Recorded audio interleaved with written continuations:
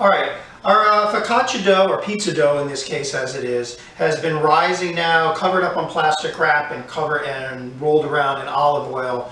It's been proofing for about I think it was about an hour and 20 minutes altogether.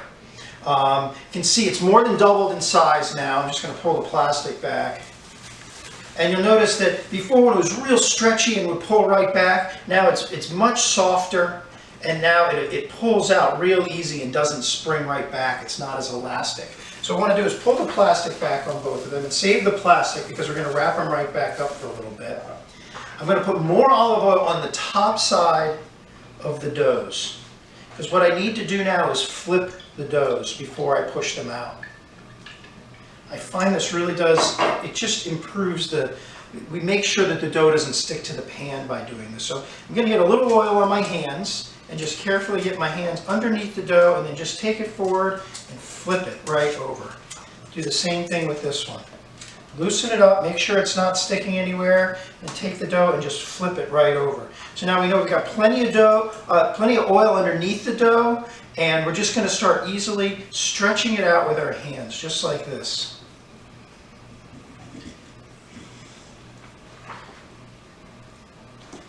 Just keep stretching that dough out till it just about fills the whole pan. It doesn't need to fill the whole pan right now because we are going to push it out again. But we want to make sure it's stretched out pretty evenly and almost fills the pan. It is going to keep springing back a bit. And that is all right because again, we are going to push it out a final time after we get one more rise out of it. This one here, same thing. Just going to stretch it.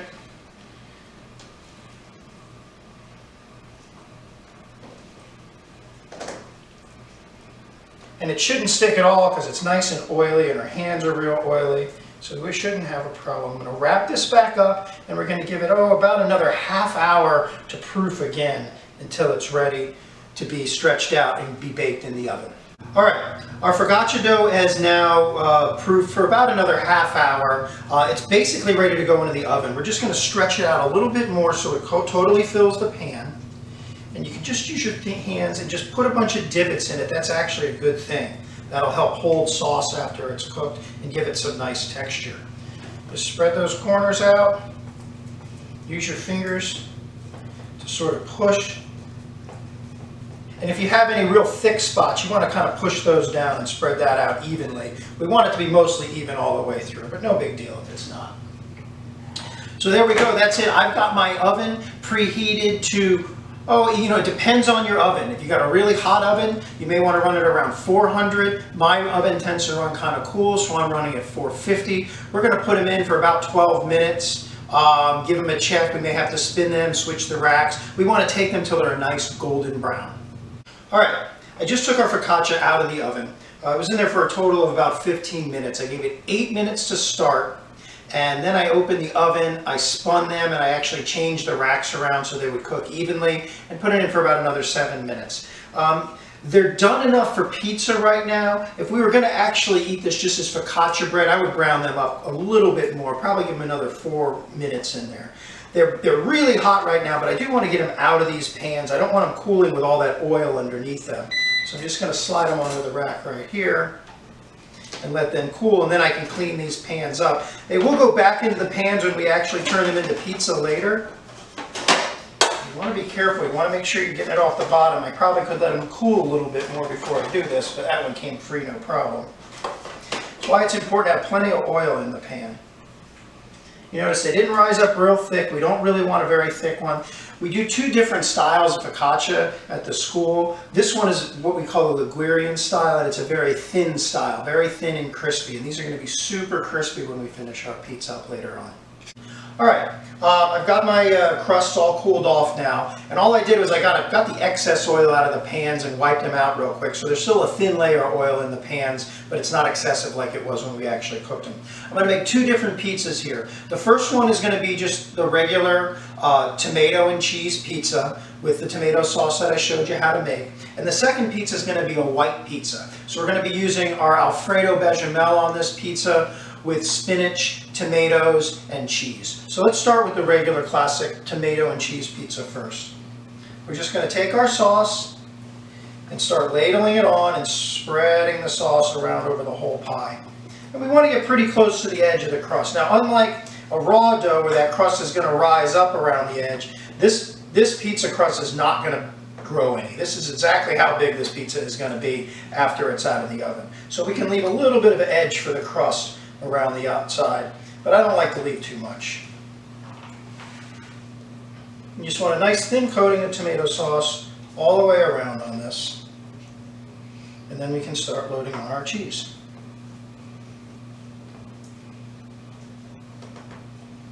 All right.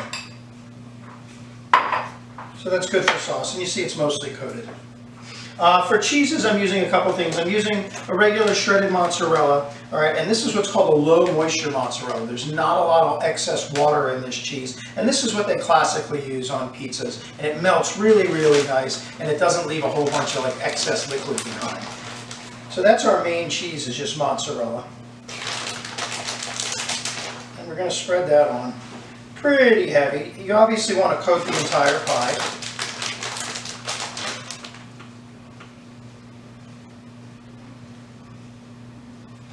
Second one I'm putting on is just a blend of cheeses. It's called an Italian blend. It's mozzarella in there also, provolone, Asiago, and some Parmesan. And I just had this, so I do use them. You don't have to use the blend. I mean, mozzarella and Parmesan cheese is really all you absolutely need. And put a little bit of this one around. It'll add a little bit more flavor. And then finally, you really do want to use Parmesan to finish your pizza. This is already grated Parmesan. It's salty, and it also really helps the top brown up by using a little bit of this. Just a little bit. Finally, I'm going to put a little bit of what's called high moisture mozzarella cheese, or classic mozzarella. And this is a very, very soft mozzarella cheese, and it does have a lot more excess water. So we're not going to use much. We are going to use some. It's going to give a slightly different texture on the top of the pizza and a slightly different flavor. That's it. Our cheese pizza is basically ready to go into the oven.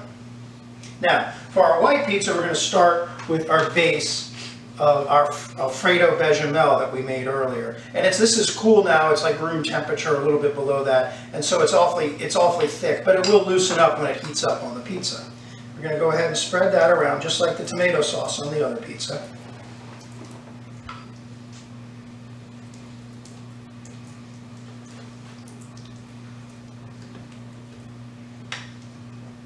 Same thing, getting it out to the edge. You want to leave about a ½ inch of crust around the edge.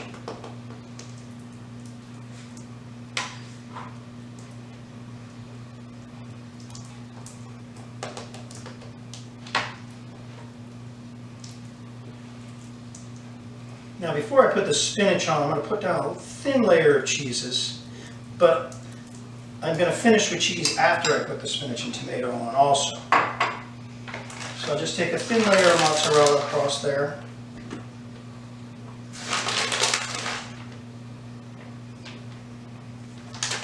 And I'll do a thin layer of this blend here.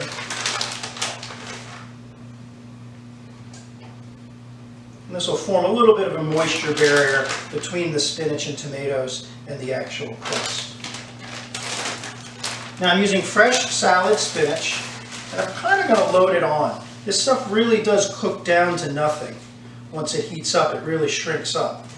So we want it on there pretty heavy. We're not just laying a few leaves on there. And it's okay that it's mounded up above, because as it cooks down, it'll all lay right down on the pie. This really does make a very nice white pizza. The spinach even browns up a little bit, which gives it a little flavor. And I really do like this pizza. So good. Got our spinach all loaded on there. I'm going to add some fresh tomato slices. This is a Roma tomato. They're the smaller tomatoes that look like plums. They're called plum tomatoes or Roma tomatoes. And they tend to be a little bit less juicier than regular tomatoes, which makes them better for a pizza because they don't add as much moisture to the pie. We're going to put those right on top. By the way, with a regular cheese pizza, if you're going to add toppings, generally you're going to put those toppings on top of the cheese so they get nice and browned up. So I got my tomatoes on there. Now I'm ready to coat it with cheese. I'm going to use some of this high moisture mozzarella across the top first. And I do like this cheese on a white pizza.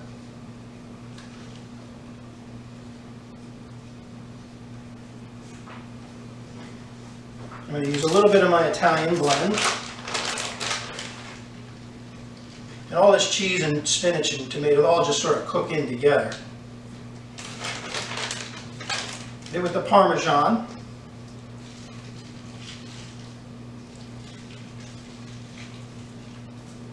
And finally, since I had it, I'm going to add a little bit of this goat cheese. I'm just going to crumble it around. If you don't like goat cheese, you don't need to put this on here. But I think it really goes great with spinach. It's got sort of a tangy flavor. It'll be tangy and creamy on top of the pie. And I really think it's a nice addition to anything with spinach if you do have it. But don't go out of your way for this. This pizza is just as good without it. Now I know that looks like it's really mounded on there and you might not think it's going to cook great, but that spinach is just going to wilt right down on top of that pizza. I'm going to leave the pizzas in the pan. The bottom of the crust should get nice and crispy.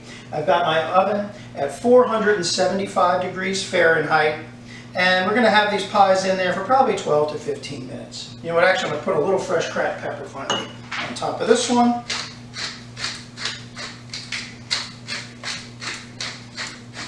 And that's it. These pies are ready for the oven. All right, I just pulled our pizzas out of the oven. They're blazing hot. They look absolutely incredible, and I can tell you they smell even better. This entire house smells like an Italian restaurant, basically. I've got my white pizza here with the spinach, tomatoes. It's got goat cheese, mozzarella, Parmesan on there. It looks absolutely awesome. The crust looks really nice. And here's our plain cheese with tomato sauce. Also looks absolutely fantastic. They are blazing hot. I probably should let them cool a little bit first, but I'm going to go ahead and slide one out, cut into it, and see what a slice looks like here. Do that real carefully. There.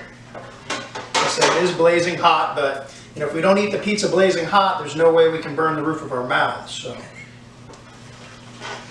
let's get that pan out of the way there. I've got a pizza cutter here, and I'm just going to, I guess I'll cut it in half first. And I've got a paper towel on my board, but it's still sliding around.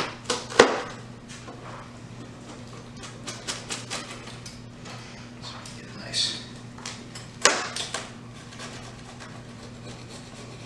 This does look awesome. I can tell that crust is nice and crispy because it's really resisting the pizza cutter a little bit.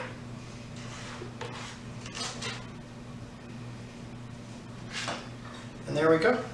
There's our gorgeous pizza. I'm going to eat. You guys take care.